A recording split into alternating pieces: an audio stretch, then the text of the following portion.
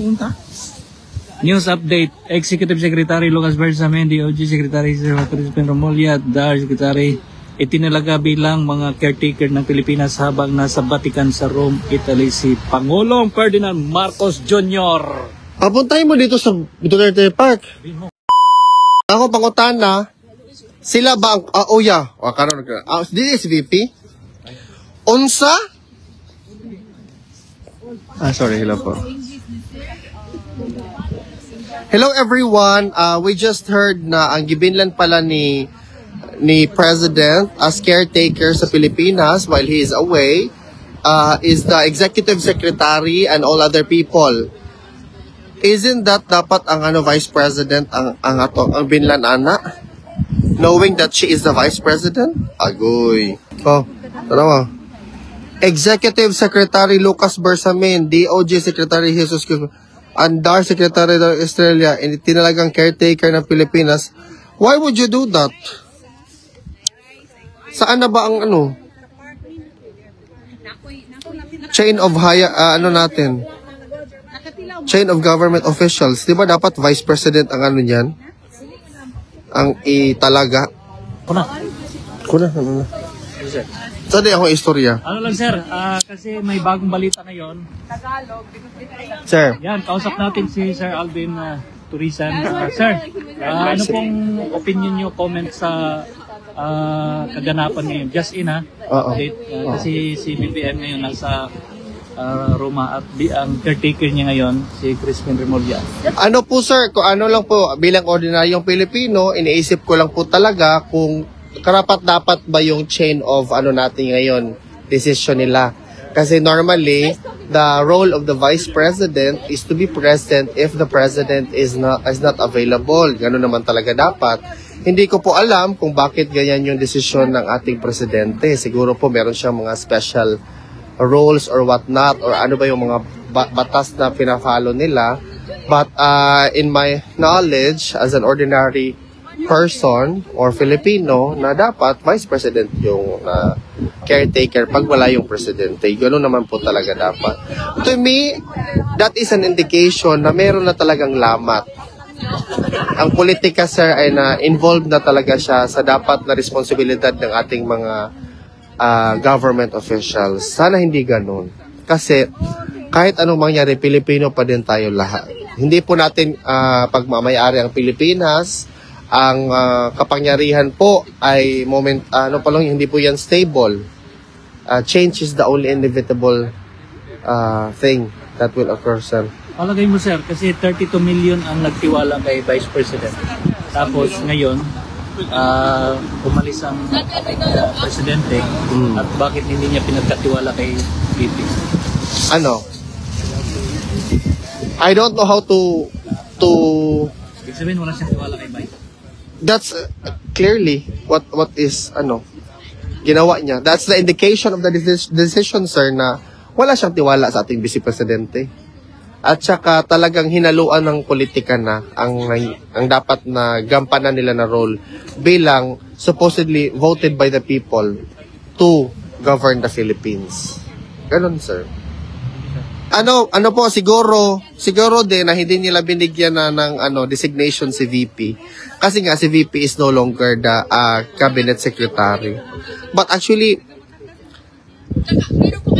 VP is not supposedly functioning not as a cabinet secretary, no? Wala na, but she's the vice president.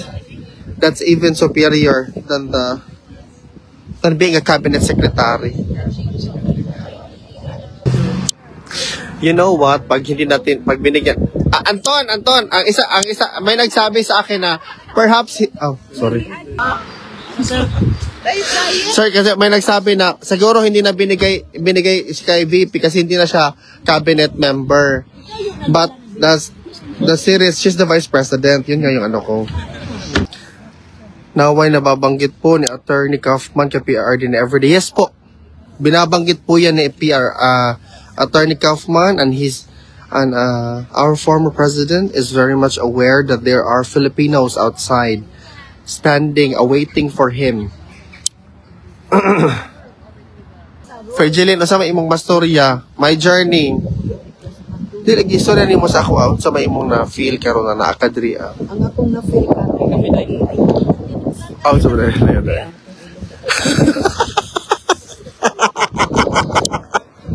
Agay.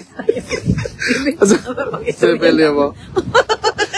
ang ako karon journey ron almost 100 ng gasto ko sa tren. Pero ikaw no kay di ka pareho sa ko oh, wala Di ko. ba, sa joke na ba yan? Ay mo itong i-record? Oh, live bet ni, syempre. Bahala na, at least nasayod sila nga. Wala tabayri. Correct, oo, sige. Dili, ang akong ikasulti, kung si Marcos, Ay na, marag kuyawan ko sa mga topic. Ayaw, ikaw na anak. Ay, tax. ang ako ang ikasulti karon nga na ako diri, nalipay ko nga daghan ang mga Pilipina mo anhi dinhi aron mapulaan ni taga Netherlander papaulion na Tatay Digong. Correct. Kay kanang kaso ni Tatay Digong angay man na didto litisin sa Pilipinas kay naman tay Supreme Court. Correct. Wala na nang binignit. Ang binignit. Niabot ang binignit. Si Anabila. Nagtuman gid. Tabangis atong binignit yo. Guys, so mauni ang bayanihan diri sa the Netherlands, The Hague. So grabe, binignit is life. Binignit lang ang sakalam. Dili lang binignit, guys. Gidalag yun ang rice cooker, guys. So nagluto oh, init-init pa. So anhin na mo din he. Rice cooker. Salamat sa rice cooker. Hala, kuya.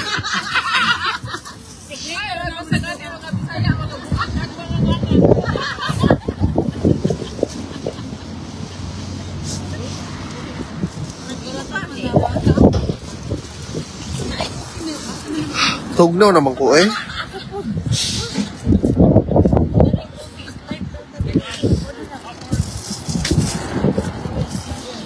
So sa may occasion dihan adya sa kuan, fiesta man sa Sado 30 Park. Why occasion mo ning normal? Normal days lang eh. Udabi? Wow. Binignit. Nasa Langka na yung binignit. Balik pa ko diri May 24. Na pag ibutan mo si Barbers ay nalang pagbalik uy. Hindi makabarbers nga din ko barbers doon. My parents are diehard barbers. Yung ano ko, yung mga, siyempre, silingan man mini barbers. Oo. Pero, Karon dili sa kanang Karon kay nagperma man siya. hindi yung sa talents not mention about it. Oman ba dya? Ngano nagperma man dya? Ambot sa ida doon kay Oo. taglahi naman kami. Oh, ngano man wa man niya taglangan ang mga Surigao-non dito na mao ba na ang gusto sa mga Surigao-non na magperma siya. Oh. Dili na ton kadaog si Barber sa Surigao. Kung saon pagdaog sulom ay usa nang kuman no. Saon pagdaog kuman natagpirmahan man niya ang impeachment ni VP Inday. Diehard ming barbers pero not this year. Tag-uno man niya paghuna-huna. Oo. Saan na pag-story sa Tag-uno niya pagsabot. Oh, tag-uno man niya pagsabot ng ano nagpirma man siya ko. Nagpirma man siya nagpirma man siya badya sa impeachment no. Nauno man John si Jack. Nauno man dyan siya, pakaunon ko man siya ng tujom, ng tajom, no? Pagbutangan ko man dyan ng tajom, ng tunok ng tajom, no, di ba? Mga hanlilitik, di ba? Pakaunon ko man ng panlilik, kanang itong mga hanlilitik, gano'n sito, kanang mupit ka, imong kamot ba? Pijanga. Pijanga, uy, nana ka ng Ano bang occasion sa next na ano sa May? Bago ako umuwi ng Pilipinas. May ano ba dito? Pero siguro, ma'am? May? Sa May? Meron ma'am, May 24. Pero Ano correct. Mas di... Oh. Ano ma'am, merong malaking surprise. Oh, surprise kayo. Punta kayo ma'am. Kasi I'm pretty sure maraming pupunta yan dito. Siguro, pero magkita-kita na lang tayo sa May 24 ma'am ha. 24. Oo, kasi para pag-request din namin eh. Oh, sige ma'am. May 24 yun. Ayong Sabado meron po din event.